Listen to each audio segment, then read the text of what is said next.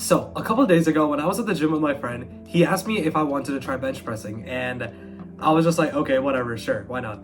So, what we did was we just warmed up really quick and we loaded up a new PR for me at least, because I was just like, I didn't want to do any actual reps on the bench since I wanted to do reps on other exercises, and I knew that doing bench would make that harder. I just wanted to try a PR just for fun, and somehow I managed to hit it. So, after that, we ended up loading another 10 pounds on the bar, and somehow I hit it again.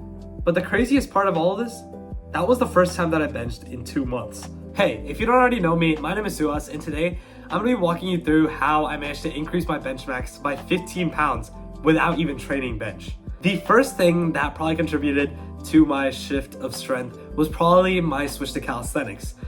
Even though I stopped bench pressing, I didn't stop training completely, which is what I use calisthenics for. So I focus mainly on push-ups and push exercises like dips and pike push-ups, and the strength from those exercises, just because I stopped bench pressing, didn't mean that I stopped training the same muscles that I trained for the bench press. So this kind of carried over all the strength that I got from my calisthenics training.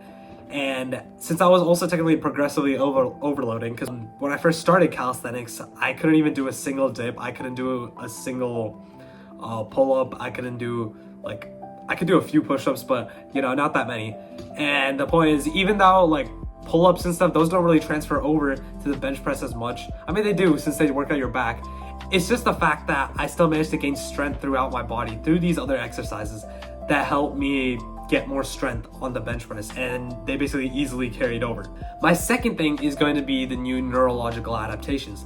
Just because I train calisthenics and I didn't really use a bench, that doesn't mean that my strength simply stopped, since I still had the same neurologic adaptations, but I just made new neurological adaptations that were dedicated to these new exercises. Just because I stopped training bench didn't mean I lost the neurological adaptations that I built up from training bench for over a year.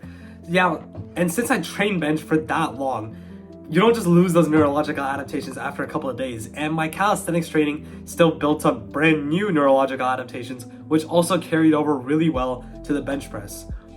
And this is just through pushing. So basically any calisthenic exercise that relies on pushing or that mimics the movement of a bench press in any way, even push-ups, in the long run, you're still loading your weight in the same way that you'd be loading in a bench. I mean, unless you're doing something like dips, because dips are more vertical pressing, whereas bench is more horizontal pressing. Any kind of movement, even dips, since they train your triceps, at the end of the day, they still benefit strength and they still increase the strength that you have towards the bench press.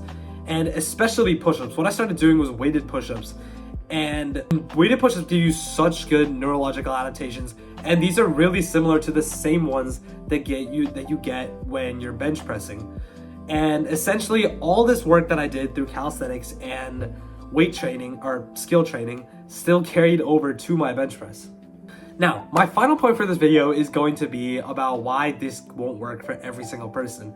Now, for me, when I first started benching, or at least the PR that I tried to hit originally, before that, my PR was 150 pounds. After this whole session, my PR went to 165 pounds.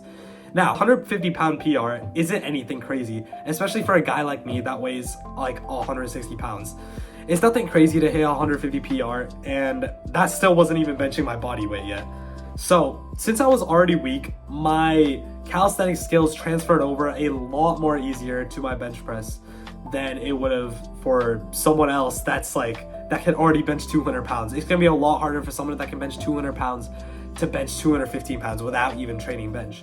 So this video is mainly dedicated to beginners and people that have recently just started bench pressing, as they're gonna have the most advantage over this in the fact that they can use calisthenic skills to carry over strength to bench press. Because the thing is, the PRs that I was hitting before I used calisthenics to increase my bench PR was I was hitting a singular 5 pound PR every 2 months.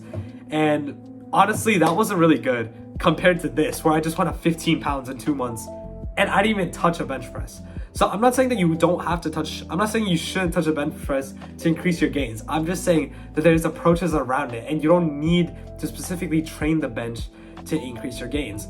But just note that if you already have really good bench strength, this probably won't be the case for you. I mean, it can be, depending on the level of where your strength is at, it can also carry over just like it did for me. But it probably won't happen if you're going to exceed your body weight in terms of how much you can bench. but there's no harm in giving it a try. That's all I have for today. I hope you enjoyed this video and have a great rest of your day.